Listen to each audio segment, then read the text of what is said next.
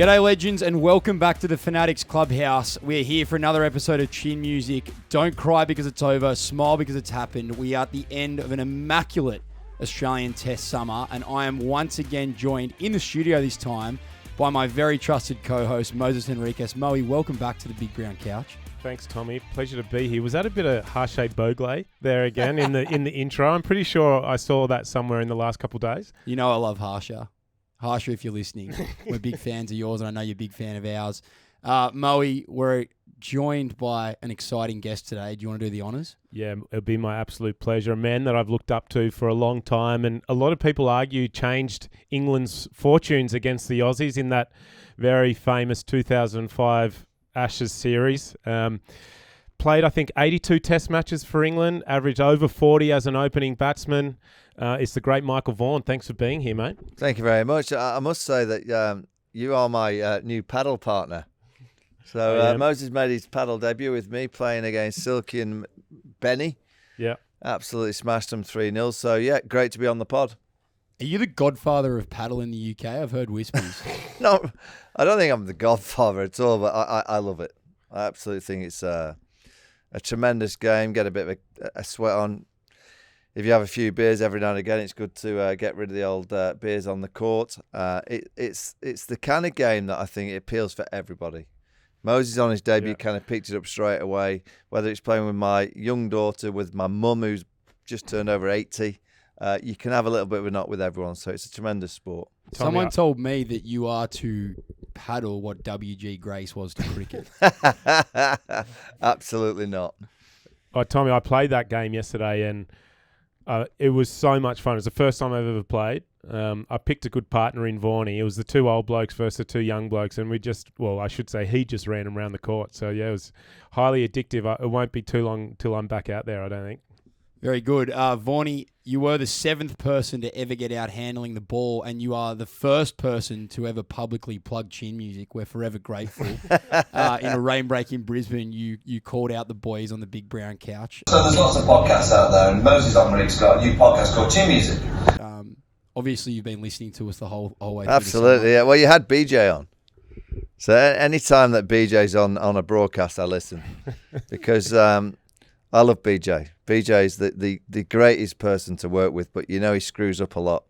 And I was waiting on the Chin Music for him to screw. He had a pop at Kerry. No one has a pop at Kerry O'Keefe, but he did. So respect for that. Delighted to be on the, what do you call it, the Big Brown Couch. Delighted to be on it. You do have to worry about your back afterwards. We get people walking out with crinks in their back as they walk out the door, but I think we'll be right. We're here for a short time and a good time. Moe, you're obviously back from an away trip with the Sixers. You guys are on fire. I think you're 4 from 5 with a washout. No, 4 from 6 with a washout. Things are going pretty well for the boys so far. Yeah, the last 2 games, obviously our worst, with a washout there and a loss, and we had 4 on the trot before then, but it's always nice to be at the top of the ladder, obviously, rather than the bottom. And I was only saying, when we played paddle yesterday, we played against, obviously, the great Jordan Silk, but, you know, when you watch around and watch some of the other teams, and then I realise how lucky I am as the captain of the Sixers to probably have one of the best fielding sides in the business. And to have someone like Silky, and we've got Sean Abbott and Ben Dwarshuis as well in the field. And it's just, I can't help but think that the way that our team fields and the way we hustle running between wickets and fielding, especially on the bigger Australian grounds, plays a huge part on, you know, on the success of, or why we're doing so well at this stage. Can I mention something about Jordan Silk? And I'll say it on this podcast. I was going to say it on the broadcast the other night that I'm amazed some franchises don't pick him up purely because of his field. And I'm not saying it's cheating, because in 2005, I threw out a fielder called Gary Pratt, who actually wasn't a professional cricketer, I don't think, at the time, but he was a very good fielder. If you look at the IPL and you look at the impact sub, I'm staggered that no one picks Jordan Silk. I think he saves probably, I don't know the stats, but I'm sure there's a stato out there that can tell me how much he saves. But I reckon between 10 and 15 runs every single game, you could align that he saves in that game of cricket. Now, why aren't these franchises picking up the greatest fielder in T20 cricket to go and just make that, you call it an impact sub, an impact fielder would create that kind of vibe and that amount of savings. Clearly, if you want him in the team to play as a batter as well, a bonus for him. But the way that he fields is as good as anyone's ever fielded in T20 cricket. I'm amazed that franchises don't pick him up. Don't rule it out because Moe's been in about career best form in the last few weeks since he started this podcast. Dan Christian is now back as a Thunder player since appearing on the podcast. Jordan Silk was with us last week, so don't be surprised if an IPL contract comes his way off the back of that. You mentioned his fielding. There's a debate that seems to be going kind of back and forward all for the last week at least about Glenn Maxwell's catch last week, and I'm keen to put it to bed with you two blokes. Was that the greatest catch of all time? No. Or was it McGrath in 02-03? No, that was Lucky McGrath. I think Maxie just makes everything look so easy. And that was a remarkable piece of skill over the boundary rope. He just flicks it back. But I'm not waxing lyrical about Jordan, but a couple of his catches, that one at mid-on where he flew to his left, the one that he ran in and dived, I don't know what the game was, but he dived a huge amount and took it just above the grass level. I think Max's catch was fantastic, but I think Jordan's taken a couple that have been a bit better. Fair enough. Silky, when he was good enough to join us last week, told us one of the great run-out stories that also involved Ricky Ponting. Can we just go back to the Gary Pratt mention? How did it go with Punter after the day's play, after that run out? We obviously saw publicly when he points up to the dressing room. But I didn't see him after the day's play. Probably didn't see him after the game either. The one thing I'll say is throughout that Ashes series, we had Gary with us, I think, from the get-go at Lords. We just wanted the best fielder to be available to come on the field. And there was times in that series, and people say, oh, Vaughany, you were cheating. But I wanted my bowlers to rest. So every now and again, the bowlers would go off for a little bit of a breather, a shower, a towel down, come back on. And that replacement was Gary Pratt. The time that he was actually on when he ran Ricky out was when Simon Jones was in hospital. So it's probably, of the whole of the series, the one time that it was right that I had a substitute fielder on. I guess the Aussies were right in saying, but wait a minute, Gary Pratt wasn't really a cricketer at the time. He was just deemed a brilliant fielder. I should have had one of my 12th men or 13th men in the squad. But and again, Damien Martin, it was a shocking run. Now, why did he run? He nicked it to cover point, decides, yes, there's a run there, and Ricky Ponting takes it on, and obviously Gary Pratt runs him out by 2 or 3 yards. But for that one moment, we were in our right as a team to have a substitute fielder on. Probably the only moment of the whole series where we were right to have a substitute on. Before we get into obviously the most recent Test series, Vaughany, can you just give us a little bit of insight into that 2005 series? Because that was, as a young, I think that was my second year in professional cricket. You are old, mate. I am old, but so am I. I sat back watching that cricket. It was captivating, and I was up all night watching that. All you guys that were playing, were my heroes, obviously, and it was that series. It looks such high quality of cricket with obviously Freddie and Simon Jones coming in on what looked like benign wickets, but just steaming in with the old ball, reverse swinging it both ways, and you've got world class batters getting their poles taken out. Obviously Brett Lee bowling gas, Glenn McGrath bowling well, Shane Warne, KP put his mark on that series. As a captain of that series, what was that like to play in? Because from a viewer's point of view, it was just amazing. Yeah, I mean, it was great. We had a good team, a team that had been built over probably 18 months leading into 2005.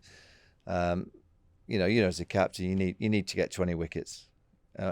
We were very fortunate around that time to have Freddie Flintoff, Simon Jones, Steve Harmison, Matthew Hoggard, Ashley Giles, who never seems to get a huge amount of credit. I call him the non-spinning left-arm spinner that we had, but he created a huge amount of discipline for us at one end. And Kevin Peterson. Kevin Peterson arrived from nowhere. We didn't really know too much about Kevin in 2003. Then 2004 came around, and we'd heard about Kevin playing at Notts. Saw a lot of him on tape, and I went, he looks pretty good. Let's get him in. He came into the one-day setup. We went to Zimbabwe and then South Africa. He smashed the South Africans to all parts, and then he hit Australia to all parts in the one-day series. And it's like as a captain, it's not often that the players come to you and say to you as a captain, he's got to play. And I always remember in Bristol where he'd smacked Jason Gillespie out of Bristol. All the players in the dressing room. And I'd bizarrely, in one-day cricket, I'd got a few that day. I didn't usually get many in one-day cricket. And I was in the dressing room having got out, and 4 or 5 of the players came up to me and said, surely he plays in the Ashes. And I just looked at him and said, don't worry, it's sorted. And me and Duncan Fletcher, the coach, within about 3 or 4 innings in South Africa when he was smashing them to all parts, we went, he's got to play. He's the kind of player that could, I wouldn't say dismantle Glenn McGrath and Shane Warne, because no one really could, but at least put them under pressure. And then when you add into that Freddie Flintoff, who was in a real kind of good state of mind and playing great, we wanted an attacking team, because the only way that you could play against that Aussie team would be on the front foot. You know, if we felt we could play a disciplined kind of boring game and wear them down, I just don't think that would be possible. Yeah. And when we had a bowling attack that I thought would get 20 wickets, it was then, could we find a batting unit that could put them under pressure and get, again, did I think that our batting unit could bat 130, 40 overs against that attack? No. So we decided to try and play a bit more expansively and think, right, if we bat 100 overs and score at 3.5 fours, 350, 400 could be really competitive against them. And then with our bowling, we could put them under pressure. And pretty much that's how it played out. Not many people mention that, you know, we batted first on 4 of the occasions. Yeah. And batting first when you've got Shane Warne in the opposition was hugely important. You know, making sure that we got a score on the board. Edgbaston in the second game, Ricky's decision gets a huge amount of attention. I kind of understand why he bowled first, because he bowled it out the previous week, and he probably as a captain is thinking, wait a minute, England are shit. Yeah. We'll bowl them out again. But, you know, with Vaughany in the side, you know, batting first was so important for us, and we had players that could play aggressively, play with that fearless mindset. I was a captain that wanted people to go and express themselves, you know, and put their front foot forward and have a pop. And again, McGrath going down injured, winning tosses, getting a bit of fortune, a few drop catches at the Oval. You kind of put everything into the equation, and it was just meant to be for us as an England team. You're a proud father, husband, etc. But do you think the winning moment at the Oval is the best moment of your life? Yeah. Yeah. I mean, it doesn't get any better than that. I mean, you know, the kind of whole series was special, because, you know, it was ebb and flow. Every single session seemed to go one, then the other, and then there were so many special moments, so many special individual performances. The crowds were electric. The TV viewing figures were through the roof. I'd not been around really in the 90s playing for the England side, but, you know, I always used to watch. But there seemed to be this new kind of gathering of fan base because of likes of Freddie Flintoff, Kevin Peterson, Simon Jones, these kind of superstars that were in the side, and it became trendy. Cricket became really cool and trendy. That, you know, an England side was suddenly really competing with Australia, and we were getting close to winning. And, you know, the closer we got to winning, you know, I remember going to a press conference at Trent Bridge, and that was the 4th game. And, you know, it's like when you go to a press conference, you kind of know everyone. You know, it's all the same journalists. And I remember going into a press conference and looking around going, who the fuck are you? I didn't know who anyone was.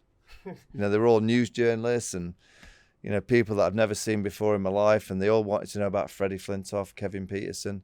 And it was around that time I thought, oh, yeah, cricket's suddenly becoming quite cool in the UK. And, you know, we won, which was great for the game. And it kind of gave cricket a massive boost in the UK. And, you know, I wouldn't say it's, you know, the problem area was probably after 2005 that cricket got lost to, and pay-per-view do an amazing job. You know, they paid pretty much for our game, but cricket got lost for a few years, which was a great shame. Because that was the last summer that cricket was publicly broadcast on TV in the UK. Yeah, that was a shame, but I understand it. You know, Sky Sports do a brilliant job in the UK, and they've really saved cricket. You know, with all the stadia that's been improved and all the improvement within all the structure of the game, the amount of money that they spent on the women's game, brilliant. Without them, the game of cricket in the UK wouldn't be the same. But it was a shame, and you know, cricket for that period of time, and I do think we don't look at the last 2 Ashes series in the UK in the same fashion, because, you know, England haven't won them; they've drawn them. But the last 2 Ashes series in the UK have been outstanding.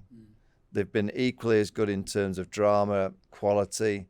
Some of the moments, Ben Stokes at Headingley in 2019, you go back to the last series where Australia went 2-0 up and then suddenly England came back, draw the series 2. They've been absolutely fantastic for the game. And I think cricket, and probably people in cricket, bag cricket too much.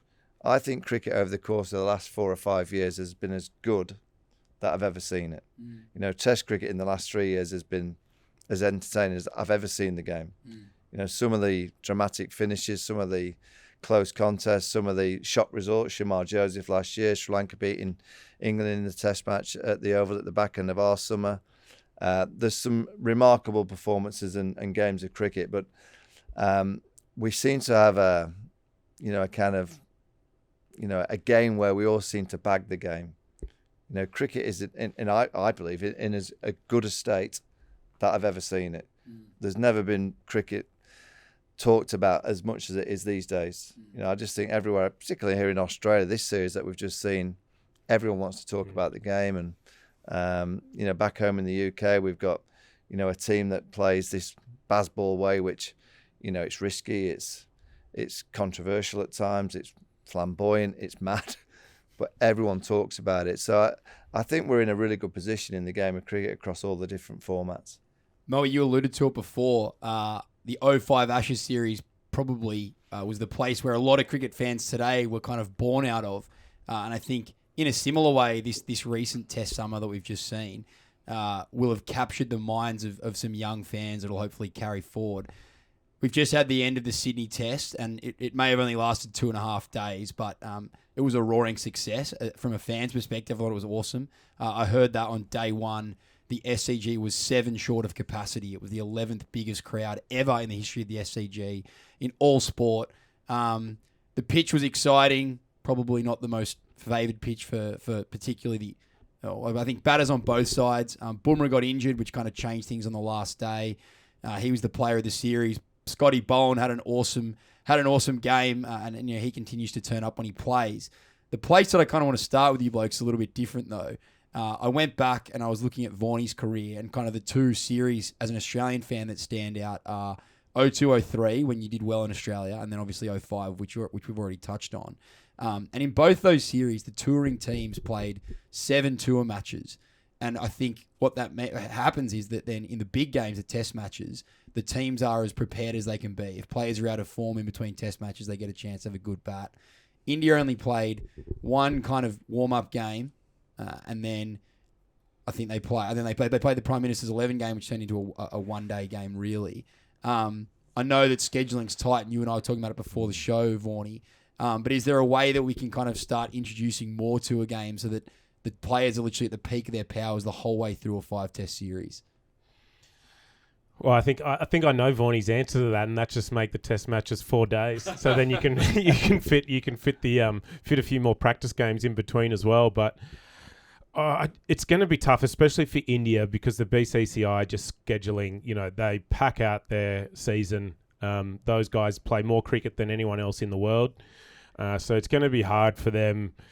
We even saw they had their one-day team finishing maybe a week, 10 days before the Test match started here in Australia. So just through scheduling alone, they probably don't have the time to be, you know, trying to get in 3 Test match or 3 practice, you know, 4-day games or 3-day games before a big season like that or before a big series like this. But you know, whether in the future, I don't think that's going to necessarily be the way forever. I think maybe in the future they'll play less of the filler games. You know, these series that seem to be sort of content fillers, which I'm sure have some benefit financially. But, you know, once you see series like we've just seen here in Australia, like the 05 Ashes, and it just captivates the world, captivates viewers watching, it's the conversations, it's the whole nation getting in behind it.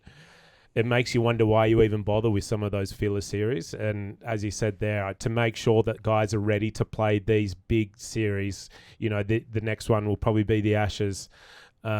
you want to make sure that you want that lead in, that sort of promotion lead in, whether that's in practice games, whether it's the discussion about who's going to open the batting, who's going to bat for, who's going to captain, who's going to bowl, who are the bowlers. Like, that just adds to the whole, that just adds to the atmosphere and the drama of the Test series. And, whether we can say, maybe forfeit one of those series that don't mean as much to add a little bit of promotion and add a little bit of build up into the more significant Test series that we see, like the Ashes, like the India Test series. I think that's good for the game. You talked about the discourse around who's going to open the batting. Sammy Konstas, there's been a lot of chat about him. We say that every week. Vaughany, you included him in your combined 11 of the Australian and Indian team. Talk us through how he got in there and how do you kind of see his future in the Australian Test team? Oh, I love energy. And I think if you go back throughout the whole series, Australia went 1-0 down. And you go back about preparation, we all criticised India by just playing a behind closed door game at the Wacker Stadium. They won the first Test. So all this talk now, England for quite a few years have gone to... They went to Pakistan a couple of years ago and they went to Abu Dhabi and played golf first. And then they went to Pakistan and won the series easily. Mm. And all the old cynicals were going, they've not played enough preparation games. Well, they won easy. Recently they went to Pakistan, similar. They won the first Test, ended up losing the series. So, with a modern player, they're playing so much cricket. They're playing pretty much 12 months of the year anyway, that they probably don't need as much in terms of preparation. My debate is always when you come to Australia, you're going to play the best in the world in their own backyard. So, for instance, England come next year, and I'm led to believe that they're going to go to Perth and they're going to go to Wacker and they're going to play an inter-squad game. If I was England, I'd be saying to Cricket Australia, I want to play Australia A at the Wacker the week before the first Test match. Mm. And you can't guarantee the pitch, but you know that at the Wacker it's going to be pretty bouncy. You'll be preparing for the Perth Stadium that little bit better. You kind of look at the whole schedule of Test match cricket and everything that goes about it. It's very, very difficult to fit everything in, but the modern player plays so much that you probably don't need as much preparation. But in terms of Sam Konstas, I look at a young 19-year-old and think, he's a bit wild and wacky. Does he play the same way that I play? Absolutely not. But does he play a modern game that I would want that style of player in my team? Yes. But all he needs to understand is, and I'm sure it'll happen over time naturally, is that you get remembered for getting hundreds. In Test match cricket, in any form of the game, your currency is getting big runs and getting hundreds. Playing the way that he's playing at the minute, do I see him getting hundreds? Possibly not. So he got to 22 in the second innings at the SCG. And I thought, he's done the work. Cover point on the boundary, square leg on the boundary, thirds on the boundary, fine legs back, so many gaps. Just bat. Just play. You're playing against Prathik Krishna, he's a good seamer. But he's under pressure because he'd been dismantled for the first couple of overs. So he'd done the work. He didn't need to get his leg out of the way and try and launch it over mid-wicket. He didn't need to play that shot at that time. So that comes with experience and understanding. I think young players that come into this environment, and again, I look at Sam and think, he's so excitable. He's so determined to go and be different, which I love. But he'll understand over the course of time that, that 22 that he got, I always call, when you get into 22, get something in the bank. Because there'll be some rainy days. He'll get a Jaffa. He'll play an iffy shot when he's on 0 or 5. And then you look at your numbers and you go, oh, God, I've played 10 Test matches and I'm averaging 22. And you go, oh, well, that second innings at the SCG was your perfect chance to go and get a big score and see your team over the line, maybe get a red ink and get your average up. And that's just looking at it from an old cynical guy that has been there, done it and seen it, that I just get the game of cricket and I understand that and it's not taking the piss out of the game, but if you don't treat it correctly, it gets you. And I love a kid going out there and carry on. In Sri Lanka, go and have a pop, go and play the spinners, go and reverse and sweep, go and have a pop. But in time, he'll understand that when you get in Test match cricket against quality, you really do have to make it count, because there will be days and moments where the bowlers will get you, the pitchers will get you, you might get on the wrong end of a decision or two. It's just a game of cricket. But in terms of energy, I walk down the Coogee beach. You love Coogee. I love the Coogee, right? And in the last 3 weeks that I've walked down the Coogee, there's only one person that I've been asked about, and that's Sam Konstas. So in terms of entertainment of what the game needs, he has brought an entertainment factor that many people have turned on the television or strolled to the MCG, made sure they were there at the SCG for that first ball just in case he was batting. And that's exactly what Test match cricket needs. Quickly back on Coogee, there's obviously about 1 million English and Irishmen who live down in Coogee, and we're 12 months out from an Ashes summer. There's whispers of an election that's going to happen for King of Coogee or King of the Poms in Coogee between yourself and Stephen Finn, who also loves Coogee when he comes here. Who would win that one between you and Finny? It's not a comparison. I agree. Come on. We love Finny, but come on. Not only is the king of Coogee, but he's the king of paddle as well. I think between the two. But I own Little Jacks. Come on. Go on, Coogee. I just wanted to touch on Sammy there as well. I think Vaughany's right. Like in the last 2 or 3 weeks, even at Big Bash games, I'm having people come up to me and they're like, are you going to bring out the reverse lap? Are you going to do this? Are you going to do that? And it's this energy. And I find myself as an older player, I've been playing professional cricket now 20 years. As soon as India are 8 or 9 down, I'm glued to the telly because I can't wait to watch Sammy bat. But I can't help but completely and utterly agree with Vaughany there when I can understand his tactics to say a Bumrah in the conditions when it's green and you know what, there's a ball with your name on it anyway. So you might as well score as many runs as you can before they get you. But especially that second innings, Bumrah's not there. He's gotten through the hard part. They've dropped the field out. He had an opportunity there to get a 70 red and a 70 or 80 red. And, he's away in Test cricket. I know he got the 60 in Melbourne. But then, he's averaging 50. He's a couple of tests in. He's got 250s and he'll do that in time. But this isn't the way he's always batted as well. So these first 6 or 7 Shield games, he hasn't batted like this. He batted like this in the PM's 11 when that game got reduced. And then he came back in the next Shield game and batted like this as well. So this is only, 5 or 6 weeks old, this new energy that he's bringing. And it's great to see, and I'm loving it. It's very entertaining. But I think once the wickets get a little bit more in favour of the batters and they're a bit flatter, the ball's maybe not doing as much, as Vaughany said, I think then you don't need to create that risk because, you want them to have to work really hard to get you out. I understand it when the conditions are in the favour of the bowler because there's going to be a ball with your name on it. But, once their best bowler goes down, once we're in the day 3 of a Test match, that's when I feel like you've got to adapt a little bit and you've got to make sure the opposition get you out. And that's your opportunity to go real big. Sammy K, we didn't love your shot in the second innings, but we have pumped your stock a lot the last couple of months. We want you in that big brown couch soon, so please come and join us. On the Aussie side still, the slug from Snug, one of the more memorable Test debuts in the last couple of years. Moe, you kind of mentioned him earlier, and Silky was big on Beau Webster last week. I'm sure you weren't surprised by what he produced in Sydney. No, he's been doing exactly what he did in that Test match for the last 18 months now. He's had a blinder in first-class cricket, both bat and ball, and then we obviously saw his catching behind the wickets as well. He's got a great set of hands. He's one of those cricketers that... I have a lot of respect for. He does all 3 things. He contributes in all facets to the team. And he actually came in that second innings when Australia were in a lot like that. That game was still on the line. And he's just come in there and he wasn't flamboyant. He wasn't overly flamboyant, but he was positive. And then you look up, he's 35 off 35. And it looks like he hasn't taken a risk, but he was batting with a lot of intent. He was looking to score. And it felt like it almost felt like every forward defence was just finding a gap and he's taking off for a quick one. And then they bowl something with a little bit of width and he throws his hands out there. If it wasn't for the 10-for, he's man of the match on debut there. And you could probably warrant an argument to say that he could have got man of the match just in spite of that because of how, the lack of runs throughout the Test match. But yeah, I thought he had a great game.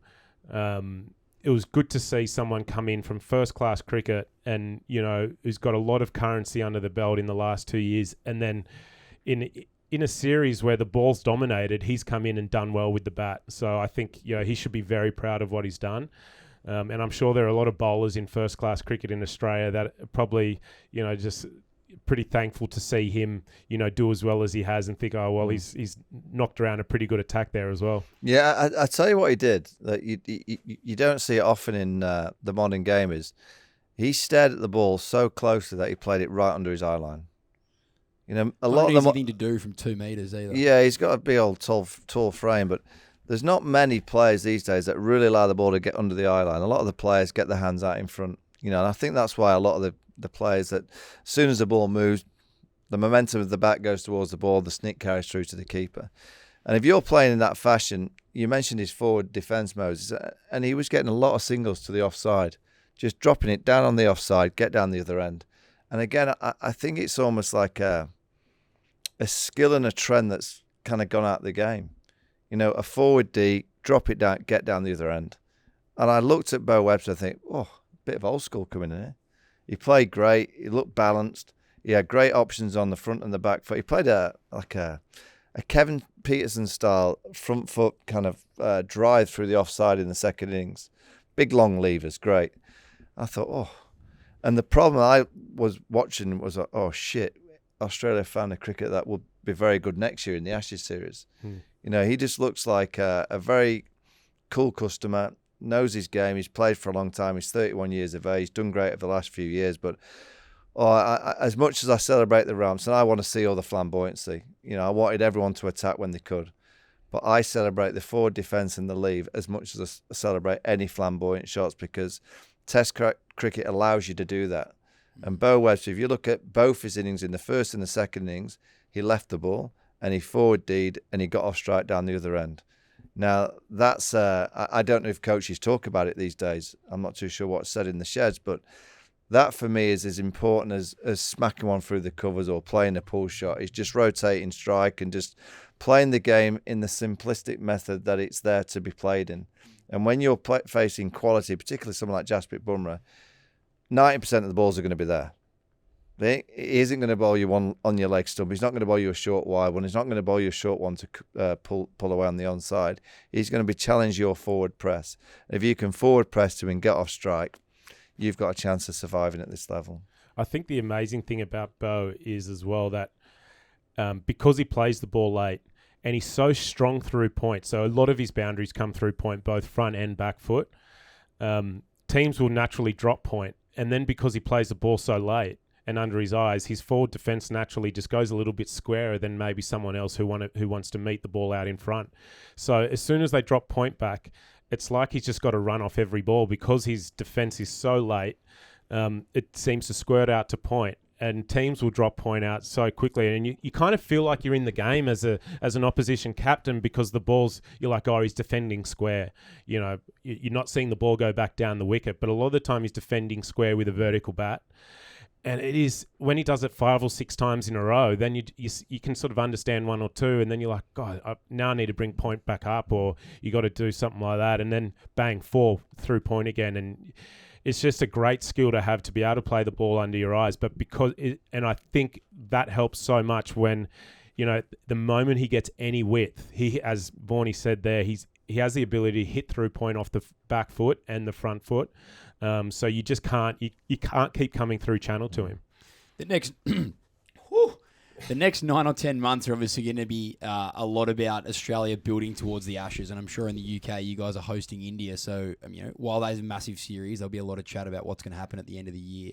From you blokes' perspective, where's the biggest area of concern in the Australian 11? I think there's going to be a lot said about Usman's position still. The fast bowlers aren't getting any younger, so there's a world where one of them pulls up lame just before the series starts at the end of the year. How do you fit Cameron Green and a Beau Webster if you go that way in? I guess from a pundit's perspective, Vaughany, I know you're not an Aussie, and then Moe from a playing fans perspective, what is the area of the 11 that you feel like Australia will be most concerned about over the next 9 to 10 months? Look, I think I think Australia will be very excited to see someone like Sam come on the scene. I know we've seen how he's batted in those 2 test matches, but I saw him get a century in both innings of a Shield game at the start of this year, batting a lot more traditionally than what he showed in that Test match, and I think in time he'll show that as well on the international stage. Obviously, the opening batting with David Warner retiring recently is going to be a tough thing to replace, especially as you mentioned there. Uzi's a lot closer to the end than he is the start. So the opening batting, of course, we need to, let's see where that takes us in the next 18 months. In terms of the all-rounder position, it was only, before Cam Green got injured at the start of this series, we were talking about how to fit in Mitch Marsh and Cam Green into the same team because Mitch had such a great season last year. Now, Beau Webster's well and truly thrown his hat in the ring. Whilst it's tough for selection, that's a great problem for Australia to have, before this Test series started, 2 all-rounders that, we're very happy to play in the 11. Now we've got 3. I know Mitch didn't have the greatest series of all time, but last year he had a fantastic year. He's still a young man. I think the all-rounder position's the least of our worries, especially seeing what Beau's delivered. You might also finish the Shield season really well, so... Oh mate, that dream's over. Unfortunately, I don't have that belief that DC has on this brown couch. I'm well and truly done in that format of the game.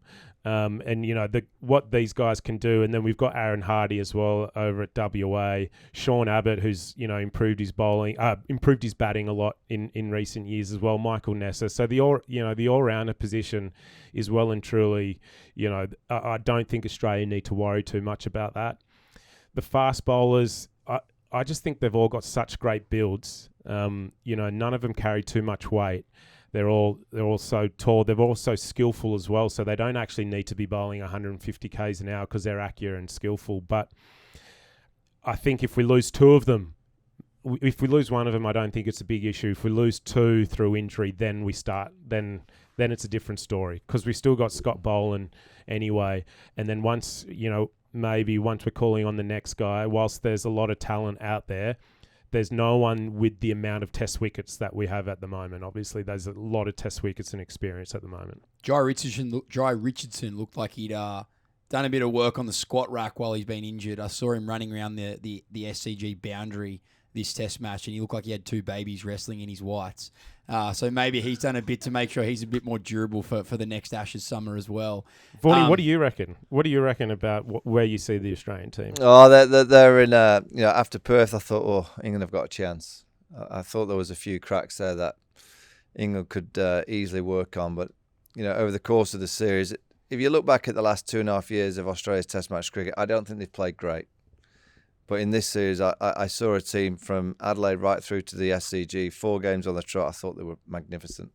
It's the best 4 games I've seen Australia play for a long period of time. I thought they found that discipline, consistency. Every time the hour came that you thought, right, whoever wins this hour in the Test match will win the Test, Australia won it. Every time that a team needed to take the catches, Australia took the catches. India didn't. I would say this, though. If the pitches are the same next year, so if Perth is very similar, I think you bring England into the equation. If the SCG is the same this year, next year, I think England are in the equation.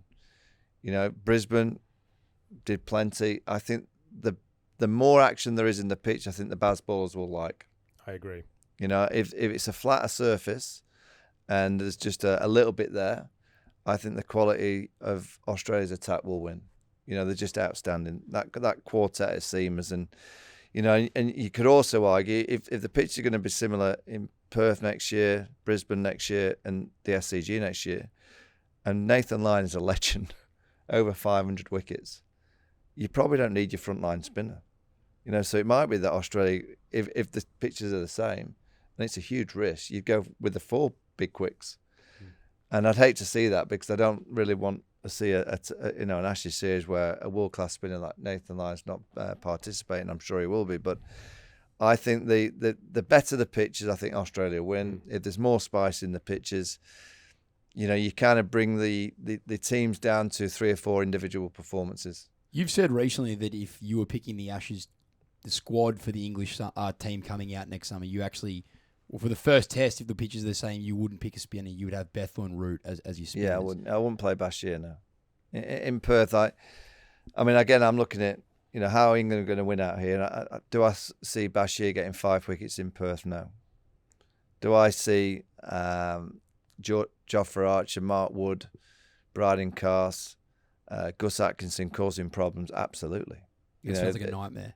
If the pitch does what we saw in that first test when Bumrah got so many wickets and it was seaming off a good length, as a batter, you'd rather face Bashir than Jofra Archer. So, of course, you wouldn't even contemplate, I don't believe, picking a spinner on that kind of surface. But there's a long way to go between now and then. There's so much cricket and there's so many things that can happen. But England can win here. They can win here. I genuinely believe that. But they'll have to change the way they go about their business.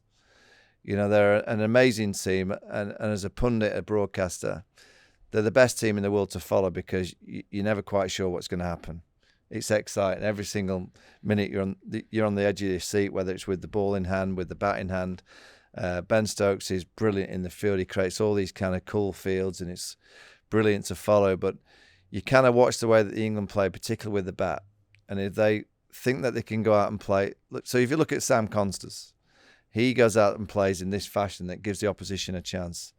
And I think 1 in 4 is absolutely fine in the Test order. So if you look at Usman, you look at Marnus, you look at Steve Smith, the kind of 3 players that play the Test game the way that I guess it was made to play.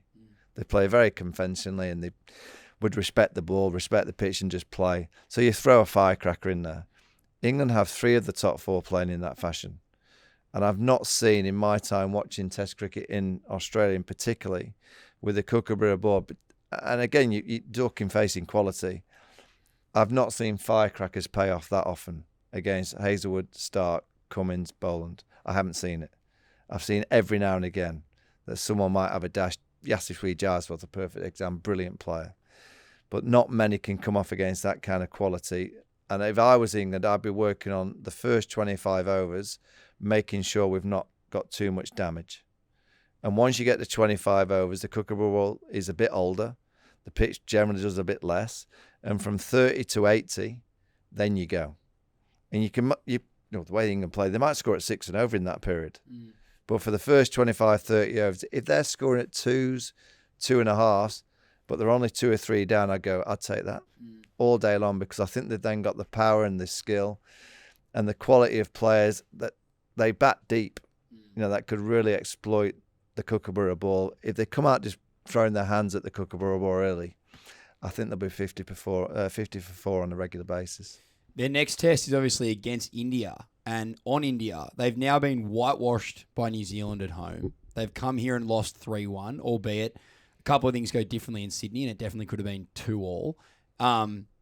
But, the numbers are what they are. They've had a bad couple of series in a row from a wins-loss perspective, and it won't be easy for them going to England away.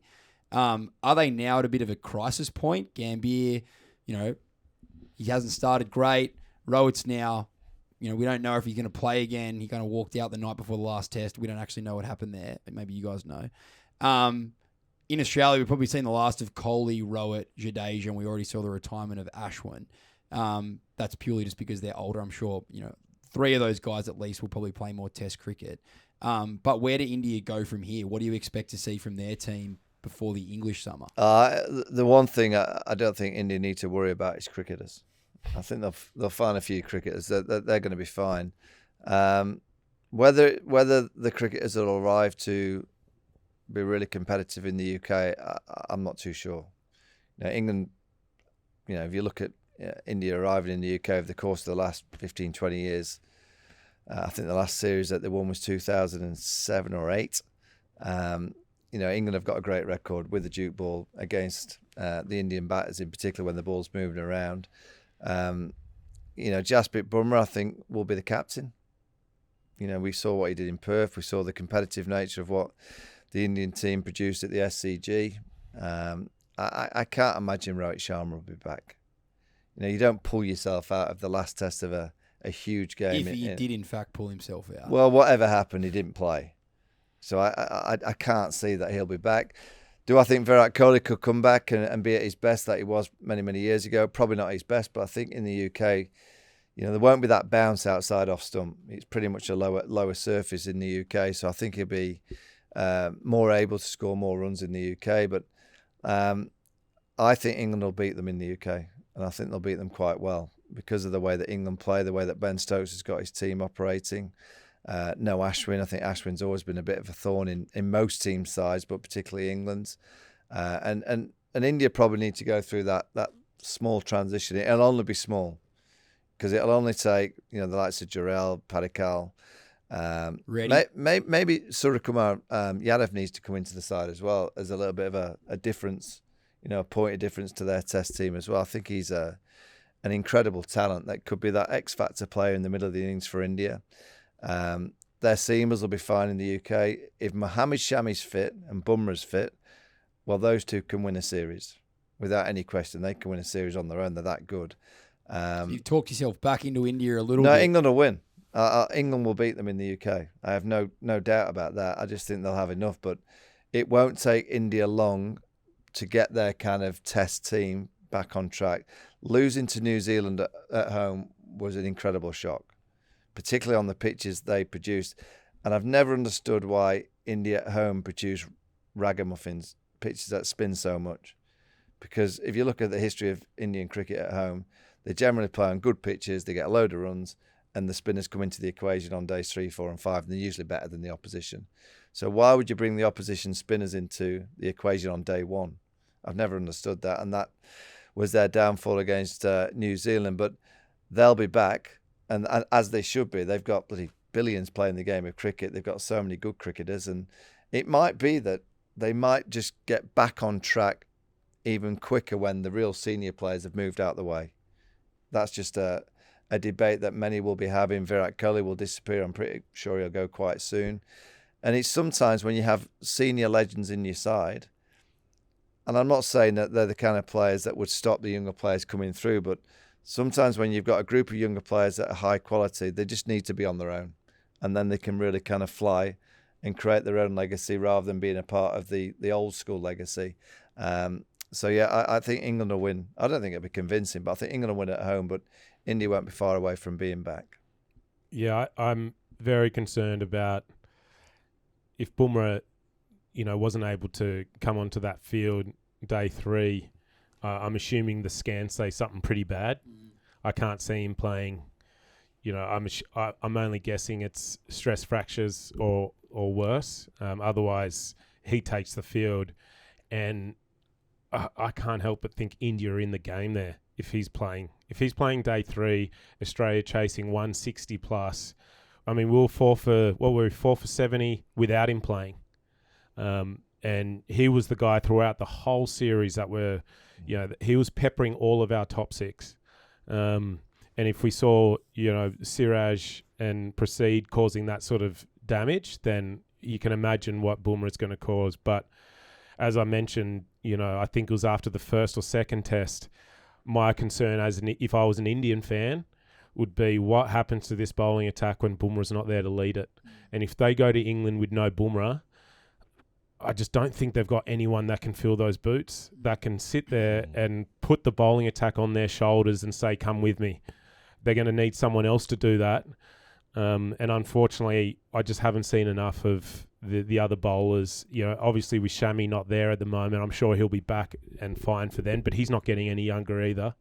But yeah, I think for that series to be an exciting one, Bumrah needs to be fit. Simple as that. If he's not fit for the first Test match, I think England's going to absolutely dominate that series. Yeah, I think I heard Ed Cowan on the Grandstand podcast the other day say, if Bumrah doesn't play this series, Australia probably win 5-0. And it's a big call, but he was that good. He made that much of a difference, I think. The other thing I was going to say quickly, you mentioned Prasid and Siraj.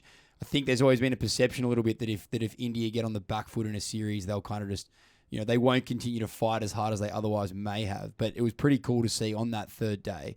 I think Siraj and Prasid, I think they bowled unchanged for 20 overs. 20 overs straight. And they were they were desperate. They really, really wanted it. So as somewhat of an objective fan, I love watching Australia do well, but I was there for the cricket. My worry for India would be that Virat seems to be the engine. And Virat can't be the engine forever. Even when Rohit came back as captain, the engine was Virat. You know, when Bumrah was captain in Perth, it just seemed to be kind of a team out in the middle that just seemed to oil itself. And then suddenly Rohit came back, and Virat was this like energizer for the whole team. They can't rely on Virat to be that energizer. I mean, Virat really has helped put Test cricket right at the pinnacle for everyone, really, because if Virat, when he was a captain, suddenly went, I don't like Test cricket, I prefer the T20 game, the IPL is really the pinnacle, I think the game of cricket would have been in a real precarious position. But Virat really has been at the forefront of making sure that Test cricket is right at the forefront of everybody. And that energy that he brings to the field, and he brings debate, he brings a bit of controversy, he brings a barge or two, but I just think what he brings to the game and what he brings to Indian cricket out in the outfield is more than we probably imagine. And how they're going to cope when he suddenly goes, you know what, I'm not going to play any longer. And it'll come sooner rather than later. And it's down to the younger players and no one can be Virat. No one can kind of be that energy, but someone within that younger generation that's coming through will have to take on that mantle. Yeah, the thing that I already love about that Indian team is the young cricketers that are coming through now. They're in that Virat mould of, they're all good fielders. Like Jaswal at Gully, he was electric with, when the ball came to him. But typically you used to see, when I was growing up, Indian teams come out to Australia and, there was a lot of drop catches. They weren't all that athletic in the field. But now all the young cricketers, they're in that Virat mould. They're like adding value to the cricket team everywhere. And I love Jaswal in at Gully. He was covering a lot of ground. He took a lot of nice catches in the Test series. He also dropped 3 in a row in Melbourne. Well, which I thought was cool. To catch 3 at Gully off the back of dropping 3, that's hard. It is hard to bring back. And I think a couple of those catches, you don't really understand how close he is to the bat and how far, I don't think he actually dropped any sitters there. I think they're all pretty tough. And it is probably the toughest position to field in as well. I've always found Gully one of the toughest positions to field in. But yeah, I just love the that energy in the field that the younger generations bringing in. And I think, as Vaughany mentioned, he's the next superstar in the game. He is. But it's off the back of the energy that Virat brings in. It's off the expectations and the standards that he sets at training, that he sets fitness-wise, and it's rubbed off on the younger generation coming through India. Other than when Steve dropped that absolute dolly, which he obviously never does, he's one of the great slippers. I think he only drops easy catches. He takes a lot of tough ones. It's that one that that you just expect him to swallow that he seems to drop. He's such a good slipper. There's no doubt about it. He's everywhere. He's diving around. He takes a lot of tough catches. And mind you, I think that first catch he took, he's out. Oh, Virat's out. That's out. Without any question. And that's an absolute blinder of a catch as well. But then he takes that and then drops the one waist high.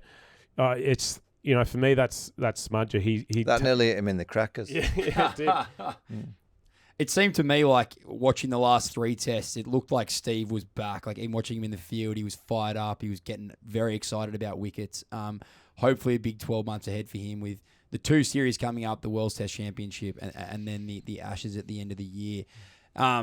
Just quickly, Vaughany, you've been a staunch detractor of the current World Test Championship setup. And obviously, Moe touched on the 4-day testing before. Talk to us a little bit about your support of the two-tiered system in the test. I mean, it's beyond my pay grade to kind of talk about how it's going to work, but there's not much beyond your pay grade. The problem with the game is, South Africa reached the World Test Championship final. They've beaten the teams that they have meant to beat, and they've played 11 games. Then you've got, I think England played 16 games. You've got India played 17 games in the same cycle. I just think cricket's too complicated.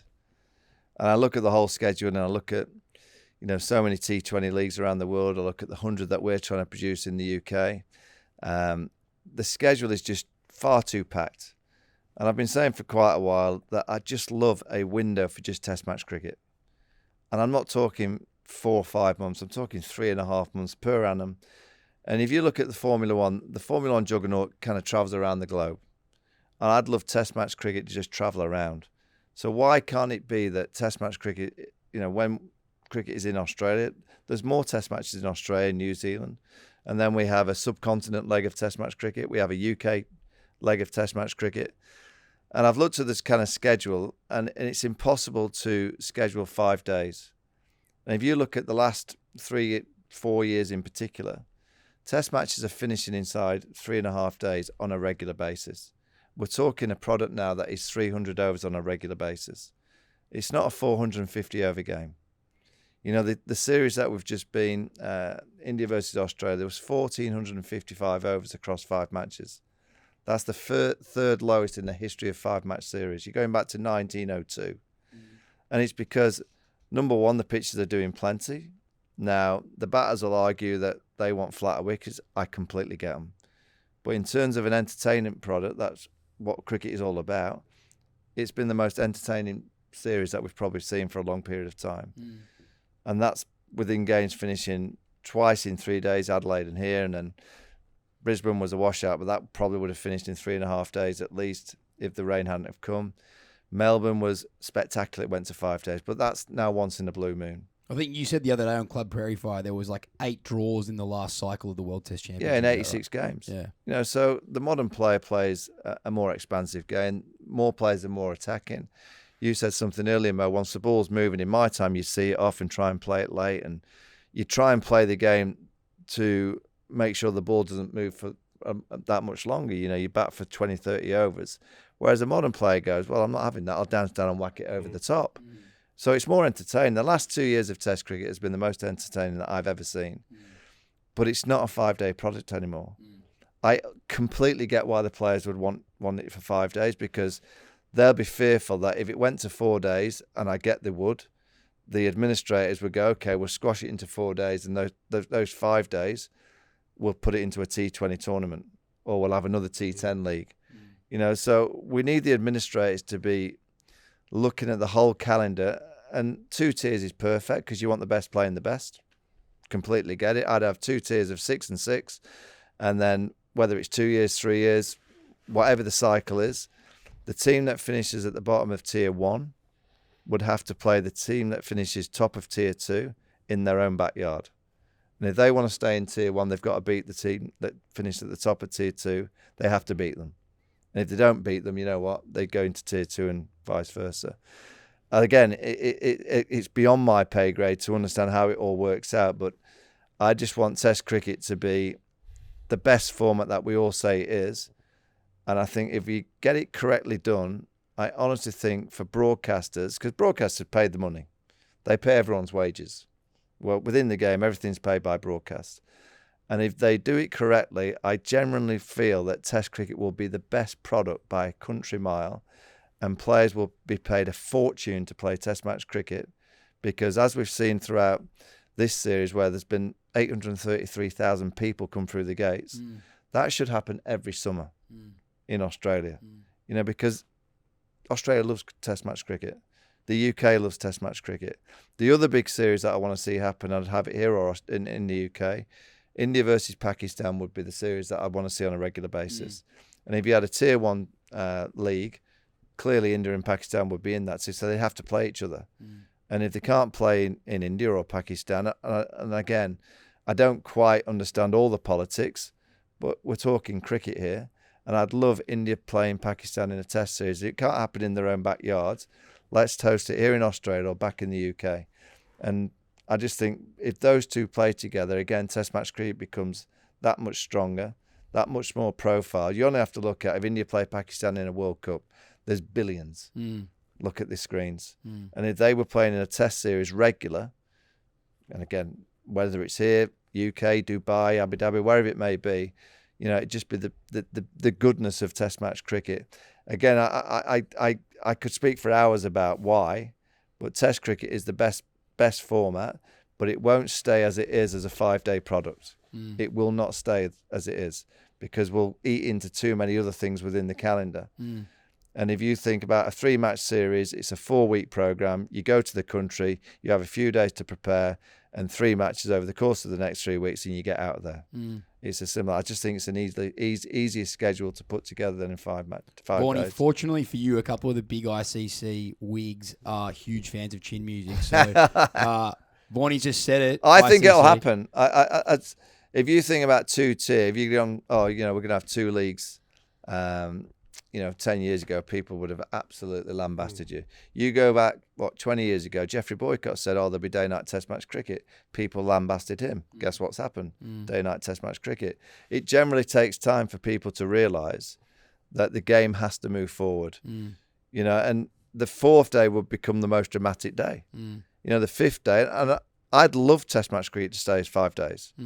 I'd love it to be the old traditional days where it was kind of long drawn out. That's what I was brought up on. But the game's moved on. Everything's quicker, everything's faster. And I just think over 4 days, Thursday to Sunday, I just think it's a better product. Speaking of short test matches, you were the man of the match in a very famous short test match that was about a day and a half of play. The Hansi Cronje match fixing game. Centurion test in I didn't get South a leather Africa. jacket. Do you remember much of that game where I think South Africa forfeited an innings and then you declared it none for none? I think Atherton was the captain at the time. If you watch the highlights, it looked like everyone just thought it was an amazingly exciting game and that everyone had done a good thing for Test cricket. But were there any suspicions? No, I mean, it pissed it down. It was at Centurion. It rained for days. And Nas was the captain. Oh. And he was the negotiator with Hansi. But Phil Tufnell was the 12th man. And the cat was running onto the field and saying to the Nas, they want 260 or 280. And like Tufnell, he got it all wrong. The negotiation was fine. He didn't have a clue what he was doing. I was brought on as an offie to try and make Clues to hit me for a few quick runs. I didn't need to try too hard. So the ball was flying to all parts. And anyway, we had to chase whatever it was. I went out to bat and I got to about 25. And again, I thought I'd played really well. But then I looked back about a few years later when it was deemed a fix. And I thought, wait a minute. When I got to about 25, I think a guy called Peter Stridham was bowling left arm spin over the wicket with a 7-2 onside field and bowled me 3 half volleys wide of the off stump. And I just went, thank you very much. Thank you very much. And I thought I was playing really well. I got, I got 60 odd, 70 odd. We won the match. We'd lost the series 2-0 before then, so we win that last game. And we all generally just thought, because there was like 4,000 England supporters there, and they'd paid a lot of money. And I think, Nasser and Hansi had kind of, what we thought, had got together and thought, we'd just entertain the crowd. We had no clue at the time. Honestly, there was not even a sniff that any of us were in any way, shape or form thinking that there was a fix on. But it was just a few years later when I thought, wait a minute, I got man of the match in a game and it was a fix and I didn't even get a leather jacket. Oh, brilliant. Tommy, I just wanted to pipe in with my 2 cents worth on the 4-day versus 5-day. One thing I noticed a lot in this series was how many stoppages in play there are in this modern game. Obviously, every time someone gets hit on the helmet, there's the medical protocols and all that sort of stuff. My concern, if the game goes to 4 days, is I think in the day one of Sydney there was 77 overs bowled in 6.5 hours, and I just don't think that's good enough. And I know it's a bit of a combination of both, where the Indian batters were taking a lot of time in between balls, a lot of time in between overs, and the big Aussie quicks take they're trying to steam in over and over again, and it's not an easy thing to do to just keep running in and trying to bowl 140 k's an hour. But from it, we saw how little spin played a part in this Test series, and I think if we make the game shorter, it's going to encourage spin to play even less of a part. Well, at least away from the subcontinent. And then we're going to see more seamers bowling because, as we mentioned, the wickets are spicier. I think something then, if the game is to go to 4 days, there needs to be something done about over eights, and whether that's, shorter run-ups or, you don't really want to give away the product. You want the fast bowlers, you want them doing bowling as quick as they can. You want the batters playing with a little bit of fear and anxiety because of the pace and all of that. But when you're watching, you don't want to finish a day's play at 77 overs. Especially, well, do you know what should happen? So if it rains, you catch up the overs the next day, and the day's leading. So if on day one you only bowl 77 overs. The 13 overs that are lost on day one, they should be added to the Test match. So day 2, we start half an hour early. and you add an extra 8 overs, and the other 5 overs goes on to day 3, and you know what it's like as a captain and as a player in the modern game. If you knew that the overs were going to be added on to days 2, 3, I guarantee that day 1 there'll be 90 overs bowled. I will guarantee it. At the minute, there's no punishment for slow over 8. You know, the match referees and the officials at the ICC, they find every way to make sure that there's no punishment for the over 8. Very rare. I mean, England over the last few years, they've had a few points deducted, and that's why they're so low down in the Test Championship. But if you knew on day 1 as a captain that if you didn't get the overs in, you would add half an hour extra to the day's play and start half an hour early on day 2, I would guarantee that you would bowl the overs. The other thing to stop the over 8 being so slow, if you knew that after the first day, if you were down on your overs, the opposition got runs, again, I would guarantee the over 8 would be quicker. The problem that we have in the game at the minute is I just think there's too much leniency to allow, you know, the gloves come out all the time from the batters. You know, drinks come out all the time. They have drinks every half an hour to an hour anyway. And in rugby league, if you watch rugby league, the game carries on. When someone wants a drink, someone runs on with a drink while the game's carried on. So in cricket, can't we allow, and I understand commercials and we need that 4-minute break because it creates a lot of money, but surely people can run drinks on to players within the game. You know, you get on a fine leg or you run a square leg in between the over, there you go and have a bit of a juice. I just think we're allowing and accepting there's too many stoppages in the game, and I think we can kind of do with a lot of the kind of breaks that we're seeing in this modern game. Mo, you mentioned about getting spin more involved in the game. One of the things that I love to we'll talk with our guests about is those that are in their pocket. You've got Sachin Tendulkar in your pocket. I have, yeah. Talk us through that dismissal. Just through the gate. Simple. Straight through the gate, yeah. Straight, bit of flight, bit of drift. You weren't excited about it either. I watched the replay back. No. It looked like you were pretty mellow about it. No, I mean, it was a bit of a dead rubber. It's the only, I mean, you've got loads of memorabilia here, I see, on the old set. There's not much I've kept from my career. But on that given day, I noticed, and it was Alex Stewart who was keeping. I bowled the ball, he kind of went through the gate, and Stewie kind of got the stump. He said, "You do realise that it's created a real red mark at the top of the off stump?" I went, "Oh yeah." So as soon as the game finished, it was a draw. I went and nicked the stump. I went, "Oh, that'll do." Went up to the dressing room, went to the umpire. I said, "Oh, can I have the ball?" He went, "Yeah, you have the ball." And went up to the dressing room. Duncan Fletcher was just doing a debrief. And after the debrief, I just nipped down. And Sachin had been at Yorkshire, you see.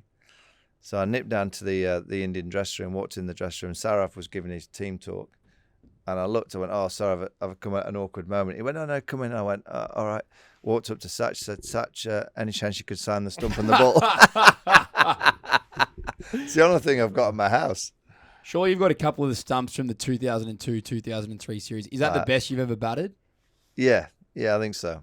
I played well, actually, around 2-2 against India at home, and again against India in around 2007, I think it was. The Aussie wicket suited my play. You know, playing the drive and playing the pull shot, it just happened. It's very, very hard to explain how it happens, but it just seemed to happen nicely for me over here. And the Kookaburra ball after 20 over, it doesn't do a great deal. Seeing off McGrath was as hard as you can ever ask to see off a bowler to try and get rid of him. But once I was in and kind of going, the pitches here are pure. You look like the type of batter that was never really troubled by extreme pace. If anything, you looked more at home facing faster bowlers than, the paces that sort of nibbled it round everywhere. Is it because you like to, I guess, obviously, you're big on the pull shot. You had that little trigger. Oh yeah. Did you feel that gave you more time against the faster bowlers? The trigger. I mean, it sounds mad, doesn't it? But I didn't lose much sleep facing Brett Lee, Shoaib Akhtar, but I had a lot of sleepless nights thinking about facing Dimi Mascarenas for Hampshire. He was bowling 75 miles an hour. I couldn't get my timing right against anything that was just a little bit slower and nibbling. So actually, Sean Pollock, when he started, he bowled quick. And as his career kind of went on, he just became the most amazing, skillful bowler. He had that over-the-top loop, and he just kind of get wobble seam either way. I used to find Pollock a nightmare. An absolute nightmare. I just couldn't get my trigger right. I couldn't get the drive right. I never knew kind of when to transfer my weight back into the ball. It was a shocker. But anything that I could deflect, I always believe particularly when you're at the top of the order, if you can play a forward defensive and you can get a forward down to third, you're like, that's Christmas. Whereas when you're facing Dimi Mascarenas, your forward defensive, it's going nowhere. Standing tall like you didn't help me against fast bowling. The reason I remember that series for you is because that summer, my dad and I were playing a lot of low tide cricket at the place that we were having Christmas holidays that year. And I would always say to him, okay, I'm Ricky Ponting, I'm Damien Martin. And then this random day I said, I'm Michael Vaughan. And I tried to bat like you, and he took a bit more of a run up and knocked me over first ball. And he said, next time you'll be an Aussie again. I remember that really clearly. Vaughany, Moe, I reckon Vaughany's been one of our better guests, up there in the top 3. Amazing guest. And just before we wrap it up, I want to ask you, I know you're a proud father, and I know the family was out here a bit earlier. How was it seeing the young fella make his debut this summer? And I've seen some footage. He looks like he bowls some fantastic offies. I think we're going to see a lot more balls that knocked over Sachin from the young fella, and obviously a big talent with the bat. Did you take a lot? Were you a proud father in those moments? Yeah. Do you watch him play the professional game? It came out of nowhere, because he just finished school and he'd been at Somerset and they'd offered him this contract, and I thought, what it's like as a young player. You've got to earn your stripes. You've been in the second team, done all right, nothing drastic, and then we get a call and saying, he's been thrown into the first team squad. He's been asked to go to Warwickshire. And I honestly just thought it was purely to be around for a bit of experience. And then the week after, they're playing Durham at Taunton. And I just get a call saying, by the way, he's going to make his debut. Well, I was at I can't remember the test match, but I was broadcasting literally as he was playing. And it was the most nervous I've ever been at a cricket venue. I've never been as nervous in all my life, because it's a horrible experience for a parent. And I kind of thought oh God, my mum and dad must have gone through absolute hell.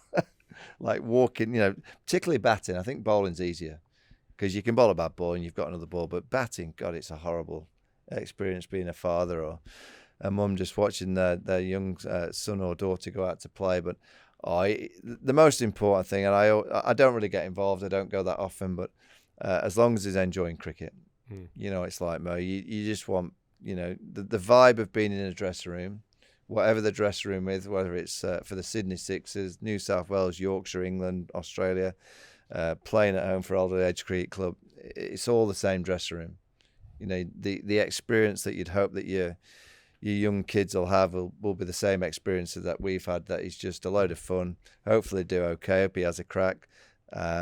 I hope he has as much fun that I've had playing the game. And, I'll be nervous as hell watching him again in the next few months when he goes away. He goes to South Africa to play for the under-19s, and then let's see what he does with Somerset. He's at a great club, and that's what I'll say. He's at I played for the Yorkies, and I was very fortunate when I was 16, 17, 18 that I came into a dressing room with a load of senior pros that looked after me.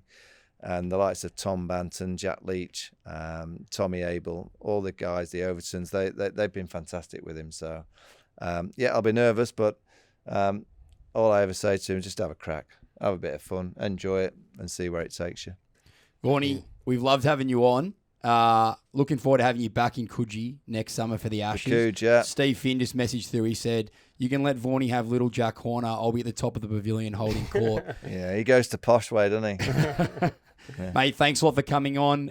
Moe, you're awesome as always. Thank you very much, mate. Thanks, Tom, and you're just getting better, mate, week on week.